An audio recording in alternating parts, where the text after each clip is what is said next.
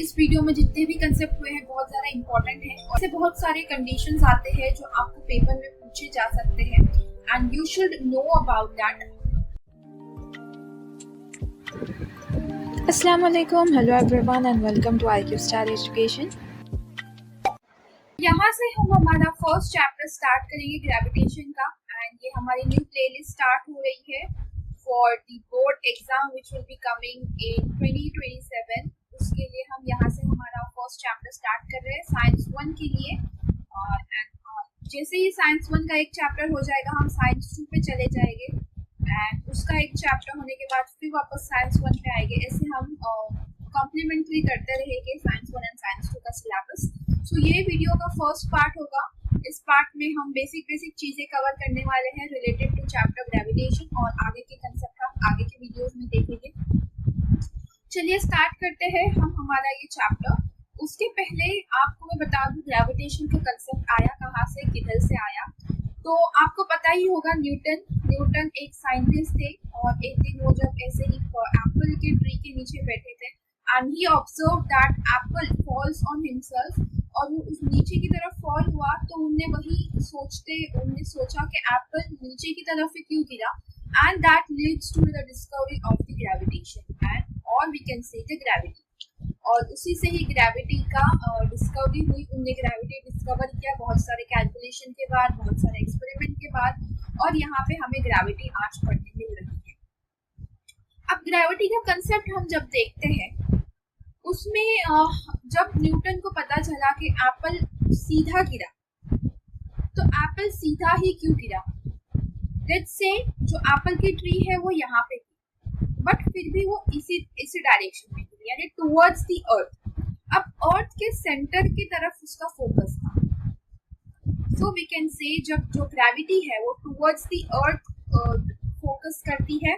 जो अर्थ था उसने एप्पल को अट्रैक्ट किया towards itself and then the attractive force जो था वो किस डायरेक्शन में था, टुवर्ड्स द सेंटर यानी कि सेंटर के डायरेक्शन में था। और वो किस डायरेक्शन में हुआ, वर्टिकल डायरेक्शन में। वो यहाँ अगर एप्पल ट्री ऐसी है तो भी वो वर्टिकल डायरेक्शन में होगी, अगर एप्पल ट्री ऐसी है तो भी वो वर्टिकल डायरेक्शन में ऐसे ही फॉल करेगी। सो वो इस कंक्लूजन पे आए कि जो ग्रेविटेशन है उसका फोकस कहाँ पे है, उसका फोकस सेंटर पे है, towards the centre of the earth के सेंटर पे है। और वो किस डायरेक्शन में है तो वो वर्टिकल डायरेक्शन में है। वो वर्टिकल डायरेक्शन में टुवर्ड्स द सेंटर उसका फोकस रहता है। अब इसी वजह से इनके डिस्कवरी के बाद प्लैनेटरी मोशन का जो कंसेप्ट है वो डिस्कवर हुआ। प्लैनेटरी मोशन का कंसेप्ट में आती क्या चीज है। So we all know that earth is a planet जो कि सन के अराउंड रिवॉल्व हो रहा है कुछ इस डायरेक्शन में। तो जो ये प्लैनेटरी मोशन है, प्लैनेट्स के मोशन है, उससे रिलेटेड कुछ लॉज आए और वो लॉज दिए थे केपलर ने। जॉन केपलर ने प्लैनेटरी मोशन से रिलेटेड कुछ लॉज दिए जिसे हम केपलर्स लॉ के नाम से जानते हैं, जिसके 3 लॉज है। 3 केपलर्स लॉ हम बोलते हैं, केपलर्स 3 लॉ, जो कि एग्जाम पॉइंट ऑफ व्यू से हम देखेंगे तो वेरी वेरी इंपॉर्टेंट मैं बोलूँगी बिकॉज इस चैप्टर में सबसे ज्यादा इंपॉर्टेंट होगा तो ये टॉपिक और Newton's law of gravitation, free fall, ऐसे ही कुछ ऐसे 3-4 टॉपिक्स हैं जो कि एग्जाम में बहुत बार पूछे गए हैं। तो ये चीजें, ये लॉज आपको अच्छे से याद होनी चाहिए, समझ में भी आने चाहिए, अदरवाइज आपको आगे के कंसेप्ट बिल्कुल भी समझ में नहीं आएंगे। केपलर्स लॉ स्टार्ट करने से पहले कुछ चीजें आपको समझनी बहुत जरूरी है, तो आइए देखते हैं। पहली तो चीज यहाँ पे हमने एक कोन लिया, this is a cone. We all know that cone is a 3D shape. Cone क्या है, एक 3D ऑब्जेक्ट है या 3D शेप है, जो भी आप बोलो। अब ये 3D शेप को हमने उसको कुछ इस तरीके से कट किया, इसको हम बोलेंगे इंक्लाइन प्लेन। हमने उसे इंक्लाइन प्लेन से कट किया, हमने कुछ ऐसा इंक्लाइन प्लेन, इसे इंक्लाइन प्लेन में हमने उसे कट किया। अब इंक्लाइन प्लेन में कट करने के बाद हमें ऐसा एक शेप मिलता है, as you all can see here. ये जो पिंक कलर का जो शेप है उसे हम पिंक कलर के शेप को बोलते हैं एलिप्स। इसी शेप को एलिप्स बोलते हैं। अब एलिप्स की कुछ प्रॉपर्टी है। एलिप्स की कुछ इस तरीके से प्रॉपर्टी है। पहले तो एलिप्स क्या है? एलिप्स ये एक कर्व ऑब्जेक्ट है, ये एक कर्व ऑब्जेक्ट है जो कि किससे बना है? कोन से बना है। जब हम कोन को इंक्लाइन प्लेन से कट करेंगे, जब हम कोन को इंक्लाइन प्लेन से कट करेंगे तो हमें एक एलिप्स मिलेगा। अब एलिप्स की क्या प्रॉपर्टी है आइए देखते हैं। एलिप्स की फर्स्ट प्रॉपर्टी है कि इसके दो फोकल पॉइंट होते हैं, इसके दो फोकल पॉइंट होते हैं, एक यहाँ पे और एक यहाँ पे, ऐसे दो फोकल पॉइंट होते हैं। और इसी से रिलेटेड हमें केपलर्स लॉ में देखना है। हमें केपलर्स लॉ में यही देखना है कि सन एक फोकस पे होता है और बाकी के जो चीजें होती है वो इसके ही अराउंड रिवॉल्व करती है। अब दूसरी चीज जो आपको अच्छे से पता होनी चाहिए वो है सेंट्रीपिटल एंड सेंट्रीफ्यूगल का कंसेप्ट। अब सेंट्रीपिटल और सेंट्रीफ्यूगल का क्या कंसेप्ट है आइए देखते हैं। ये अर्थ है, अर्थ मान लो या कोई भी ऑब्जेक्ट मान लो। लेट्स से हमने एक मैन ले लिया और वो मैन क्या कर रहा है, वो बॉल मैन व्हाटएवर, उसने क्या किया है, एक बॉल है या स्टोन है उसको एक टाई कर लिया है और उसको वो गोल गोल ऐसे अराउंड रिवॉल्व कर रहा है। तो वो एग्जाम्पल और ये एग्जाम्पल सेम ही हो जाता है, मैं आपको बता दूं। ठीक है, तो यहाँ पे एग्जाम्पल के थ्रू हम डिस्कस करते हैं क्या है एक्चुअल में सेंट्रीपिटल फोर्स, और यही कंसेप्ट आपको केपलर्स लॉ में भी अच्छे से लगाना है। और सेंट्रीपिटल फोर्स, सेंट्रीफ्यूगल फोर्स, इसके ऊपर डिफरेंशिएशन पॉइंट बहुत बार पूछा गया है एग्जाम में। इवन ये ईयर का जो पेपर हुआ था 2026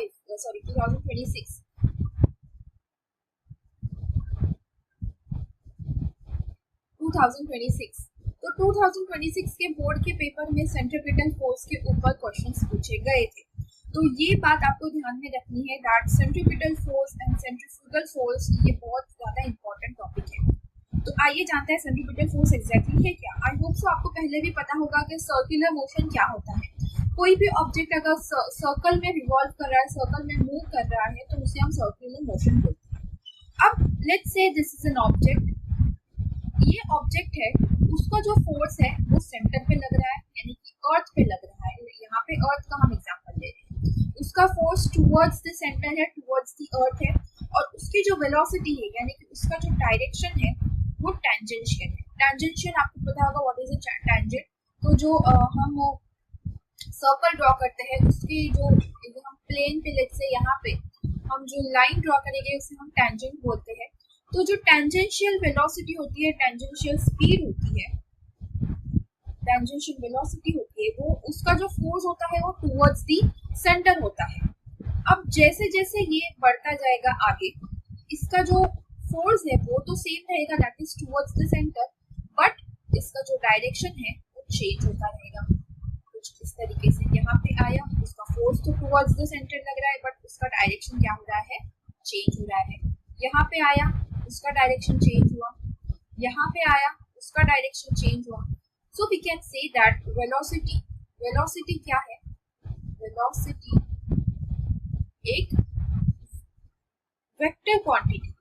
अब vector quantity means what, vector quantity ऐसे क्वांटिटीज होते हैं जिनका मैग्नीट्यूड भी होता है और जिनका डायरेक्शन भी होता है, यानी कि उनकी एक क्वांटिटी रहती है, उनकी स्पीड रहती है, व्हाटएवर वी कैन से, उनकी एक मेजरेबल क्वांटिटी होती है और डायरेक्शन भी होता है। अब वेलोसिटी का डायरेक्शन भी है ना, वो इस डायरेक्शन में जा रही है, इस डायरेक्शन में जा रही है, तो वेलोसिटी का डायरेक्शन है। मैग्नीट्यूड भी है यानी कि स्पीड भी है, वो एक पर्टिकुलर स्पीड से जा रही है, तो we can say that magnitude and direction both है, इसीलिए we can say it is a vector quantity. अब स्केलर क्वांटिटीज भी होते हैं, बहुत सारे स्केलर क्वांटिटी होते हैं जिसमें उनका मैग्नीट्यूड तो होता है बट उनका डायरेक्शन नहीं होता, उनका डायरेक्शन नहीं होता।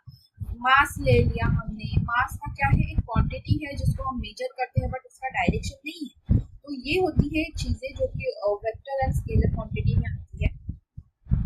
अब ये जो सेंट्रीपिटल फोर्स है जो टुवर्ड्स द सेंटर लग रहा है और ये जो वेलोसिटी है उनमें क्या बन रहा है, बैलेंस बन रहा है, उनमें बैलेंस बन रहा है, उनमें बैलेंस बन रहा है which is lead to the formation of centripetal force or which leads to the formation of this circular motion which is around the earth and moon, or we can say sun and moon, sun and earth के बीच में भी जो है वो centripetal force है। अर्थ जो है वो सन की तरफ सेंट्रीपिटल फोर्स से अट्रैक्ट हो रहा है और वो रिवॉल्व कर रहा है उसके। अब इसी के रिलेशन में हमें केपलर्स लॉ को स्टडी करना है।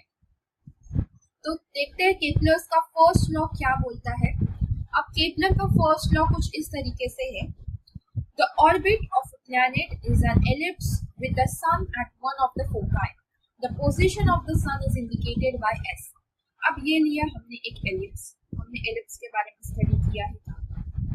अब एलिप्स जो है उसके एक फोकाई पे या एक फोकस पे क्या है, सन है। दो है तो हम फोकस बोलते हैं, अब एक है तो हम उसे फोकाई बोलेंगे या फोसाई, जो भी उसका प्रोनाउंसिएशन है। तो ये तो हमें पहले से ही पता था और ये मैंने आपको बताया ही था पहले, that orbit of a planet is an ellipse. ये एक प्लैनेट का ऑर्बिट है जो इसके अराउंड रिवॉल्व कर रहा है and sun is present at one of its foci, और जो उसकी पोजीशन है वो एस से इंडिकेट की जा रही है। तो ये तो बहुत सा सिंपल सा लॉ हो गया, तो ये आपको याद होना चाहिए, केपलर्स फर्स्ट लॉ। अब केपलर का सेकंड लॉ क्या कहता है देखते हैं। अब केपलर का सेकंड लॉ इंडिकेट करता है that the line joining the planet and the sun sweeps equal area in equal interval of time. The line joining the planet, ये लाइन है जो कि planet को join कर रही है, यहाँ पे planet है, and the line joining the sun, यहाँ से दूसरा planet। तो जितना स्पीड या जितना टाइम उसको ये एरिया कवर करने में लगेगा प्लैनेट को, उतना ही टाइम उसे ये एरिया कवर करने में भी लगेगा। यानी कि ये जो ब्लू एरिया है वो भी इक्वल है, ये ब्लू एरिया है वो भी टाइम से इक्वल है।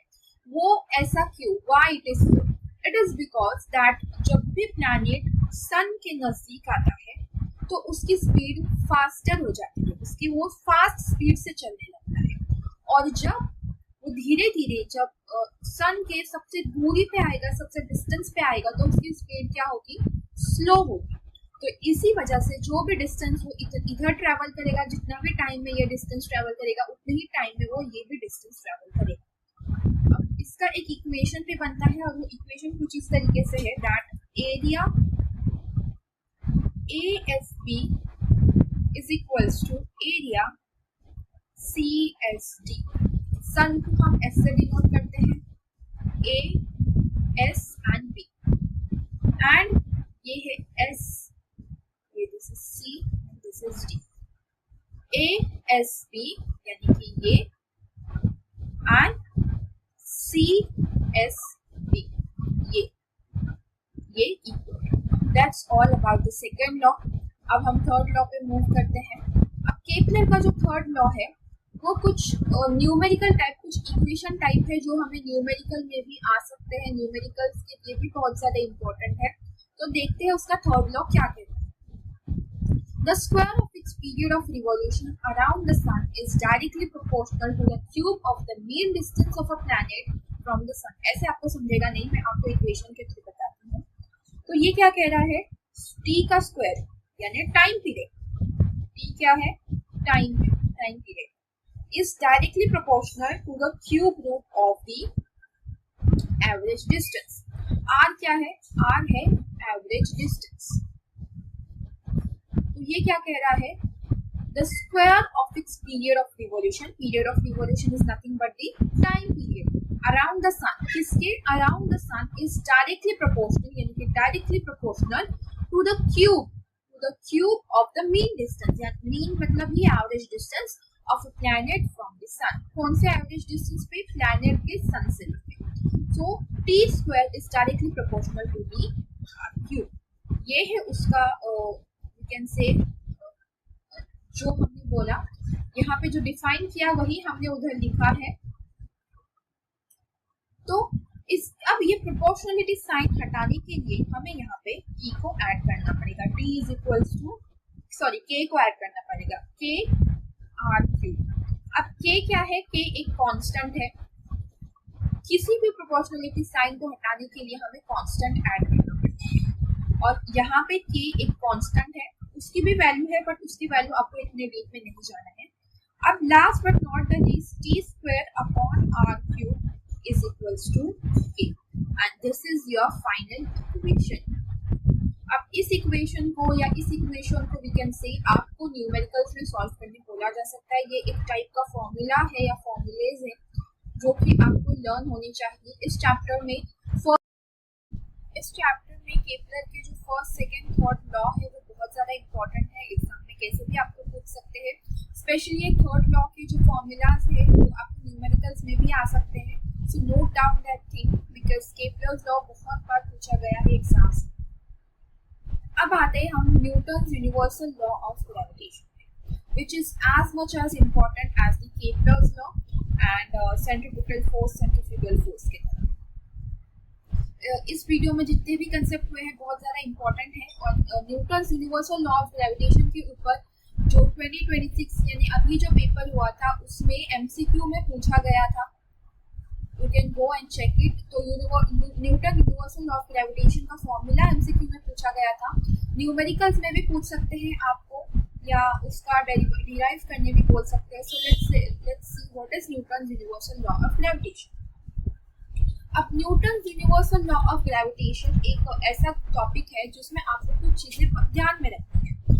जैसे कि पहली चीज़ यानी कि हर एक ऑब्जेक्ट यूनिवर्स में जितने भी ऑब्जेक्ट आते हैं वो एक दूसरे को अट्रैक्ट करते हैं एक डेफिनाइट फोर्स से. एक दूसरे को अट्रैक्ट करते हैं किसी भी फोर्स से. यू कैन से एक फोर्स से एक दूसरे को अट्रैक्ट करते हैं. अर्थ मून को अट्रैक्ट करता है, मून अर्थ को अट्रैक्ट करता है, सन अर्थ को, अर्थ सन को. एक दूसरे से प्लैनेट एक दूसरे से को अट्रैक्ट करते हैं. या हम भी बोले तो हम भी किसी न किसी ऑब्जेक्ट को, हर एक ऑब्जेक्ट को एक दूसरे से अट्रैक्ट करते रहते हैं. और इसी के कंसेप्ट पे बेस्ड है हमारा यूनिवर्सल लॉ ऑफ ग्रेविटेशन. अब यूनिवर्सल लॉ ऑफ ग्रेविटेशन जो है उसमें हमने लिया है दो ऑब्जेक्ट लिया है जिनका मास है m1 एंड m2. ऐसे दो ऑब्जेक्ट लिया है एंड इन दोनों मासेस के इन दोनों ऑब्जेक्ट का जो डिस्टेंस है, पहले तो ये ऑब्जेक्ट एक दूसरे को अट्रैक्ट कर रहे हैं through force F1 and F2. F1 and F2 से एक दूसरे को वो अट्रैक्ट कर रहे हैं. इन दोनों का डिस्टेंस कितना है? इन दोनों का डिस्टेंस है d. इन दोनों का डिस्टेंस है d. Again I am repeating there are two objects जिनका मास m1 है m2 है. तो एक दूसरे से फोर्स से अट्रैक्ट कर रहे हैं which is F1 and F2 and उन दोनों का डिस्टेंस क्या है? d है. अब Newton universal law of gravitation का जो हम बोलेंगे डेफिनेशन होगी वो होगी कुछ इस तरीके say that F is directly proportional to the product of masses of two objects and inversely proportional to the square root of the distance between them. I'll explain it with the help of one equation. अब ये क्या कह रहा है? F यानी कि force.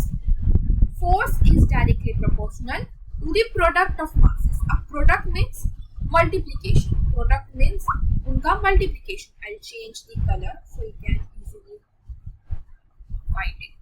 Product means masses. So F is directly proportional to the product of masses of two objects. यानी कि M1 and M2. इन दोनों के प्रोडक्ट से वो डायरेक्टली प्रोपोर्शनल है and inversely proportional. Inversely proportional मतलब कि वो चीज़ क्या आएगी? डिनोमिनेटर में आएगी. So inversely proportional to the square root of the distance between them यानी कि d स्क्वायर. यही आपका यहाँ पे डिफाइन किया गया है सेंटेंस में. क्या डिफाइन किया गया है? डिफाइन कुछ इस तरीके से किया गया है दैट F यानी कि हमने जो पहला चीज लिया F यानी कि फोर्स,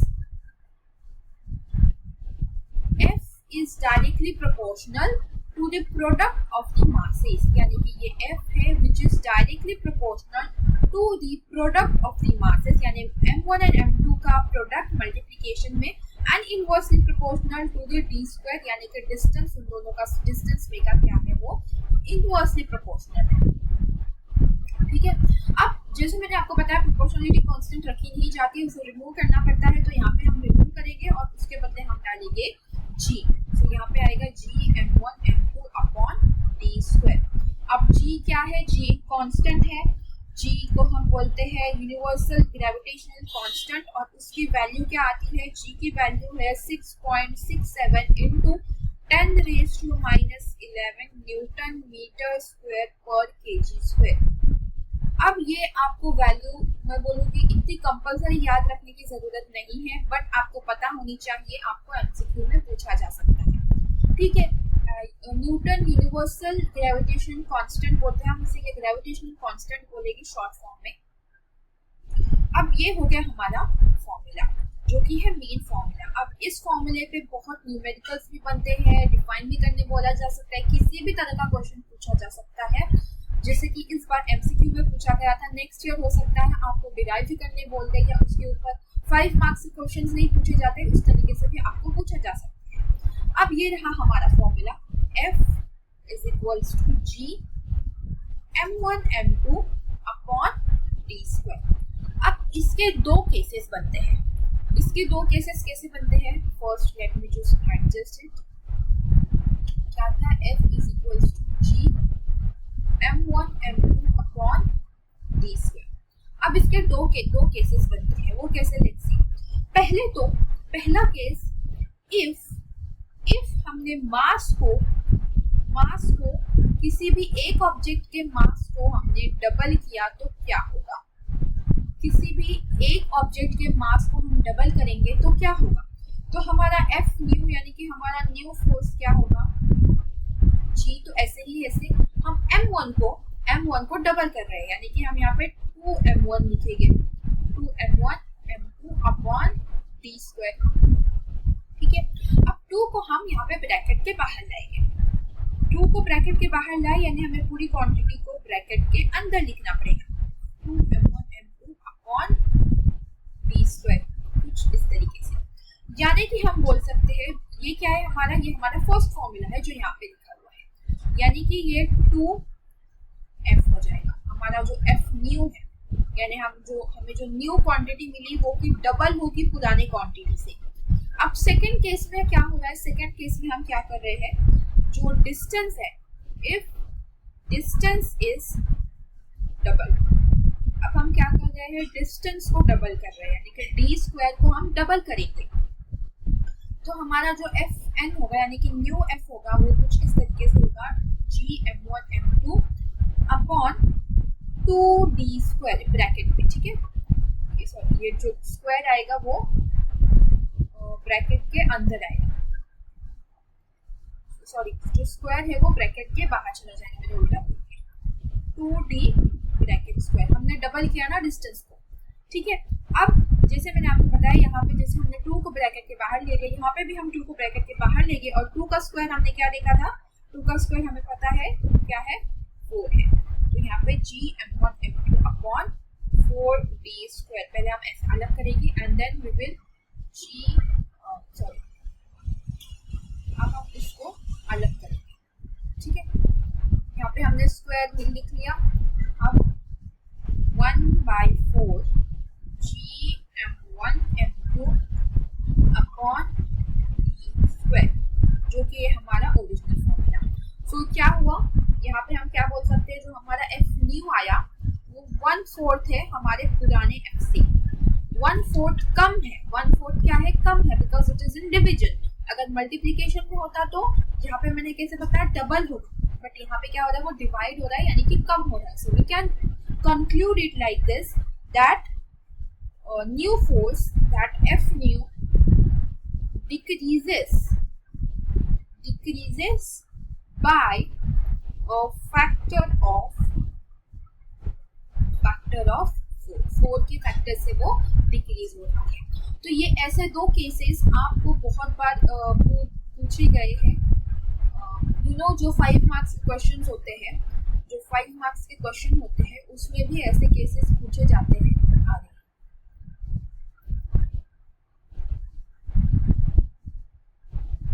जो 5 मार्क्स के क्वेश्चंस होते हैं उसमें भी ऐसे क्वेश्चंस पूछे जाते हैं। आपको दे देंगे conditions, if mass of one object is double then what will happen तो आपको वो दोनों भी केसेस अच्छे से पता होने चाहिए, याद होने चाहिए। या ऐसे भी बोल सकते हैं what if mass of one object is reduce, या इफ डिस्टेंस इज रिड्यूस। तो ऐसे बहुत सारे कंडीशंस आते हैं जो आपको पेपर में पूछे जा सकते हैं, and you should know about that. तो इस वीडियो में हमने बहुत इम्पोर्टेंट कंसेप्ट देखे, जो बाकी के कंसेप्ट है वो हम नेक्स्ट वीडियो में देखेंगे। तब तक के लिए stay tune for the next video.